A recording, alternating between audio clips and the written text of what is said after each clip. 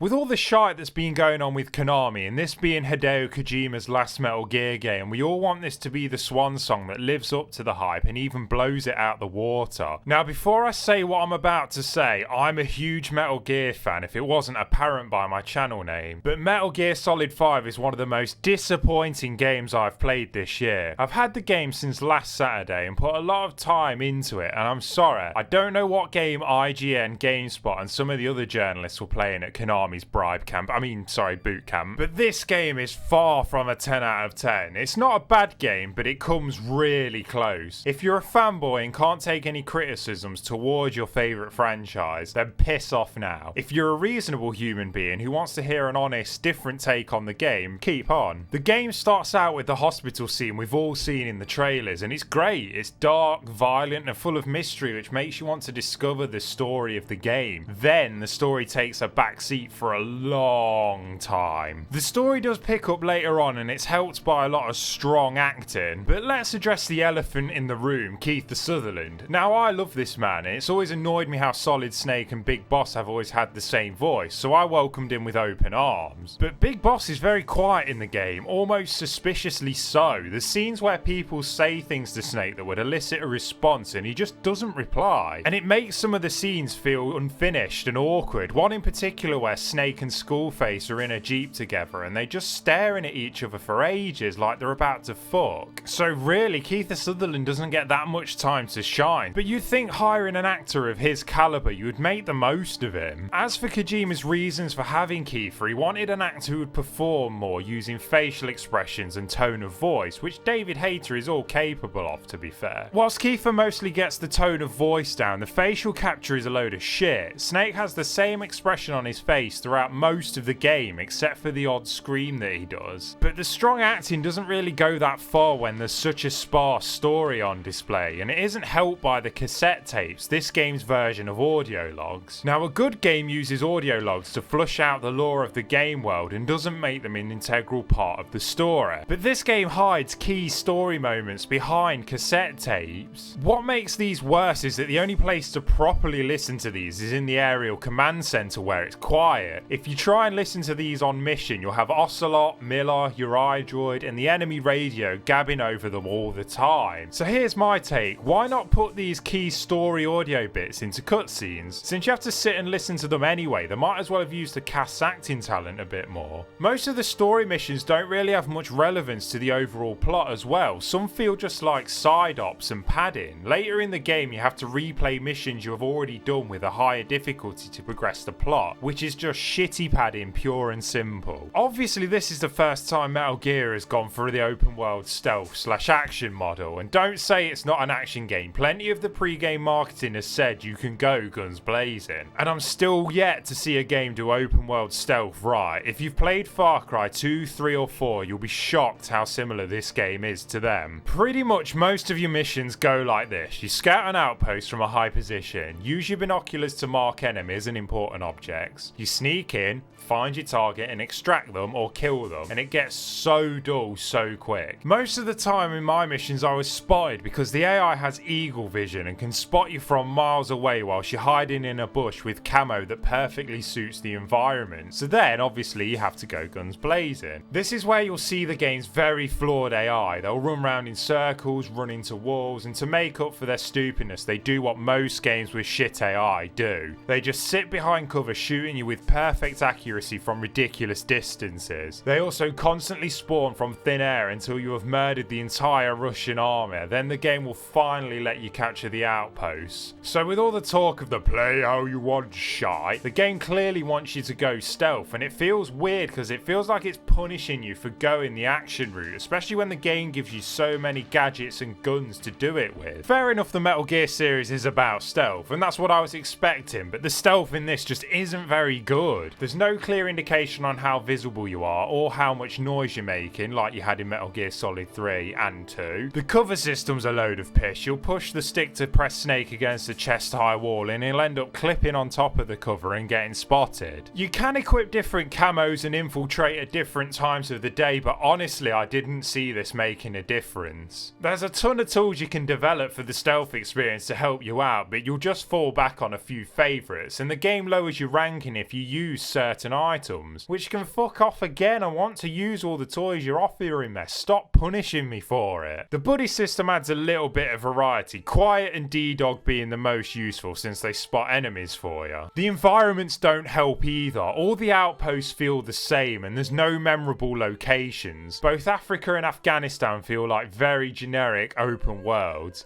It's more noticeable because Metal Gear is a series filled with memorable locations. If you've played Peace Walker, you'll be really familiar with the mother base running, which returns in this but with a lot more depth. Personally, I thought too much, to the point where it becomes intrusive on the game. Technically, you don't have to do any of it, but it unlocks new research for items which can make the game easier for you. I won't go into detail on the microtransactions other than this. If you pay £50 for a game, there should be no microtransactions present at all. It smacks of greed and exploitation of the impatient and stupid. Like I said at the start, I don't think Metal Gear Solid 5 is terrible, it's just so average. Stealth has been done so much better and been done better a long time ago. It's just dull. It honestly feels like a Metal Gear Solid spin-off game, not a true sequel. If you're expecting a story-heavy take like the rest of the series, you'll be disappointed. Oh, and the ending's shit as well.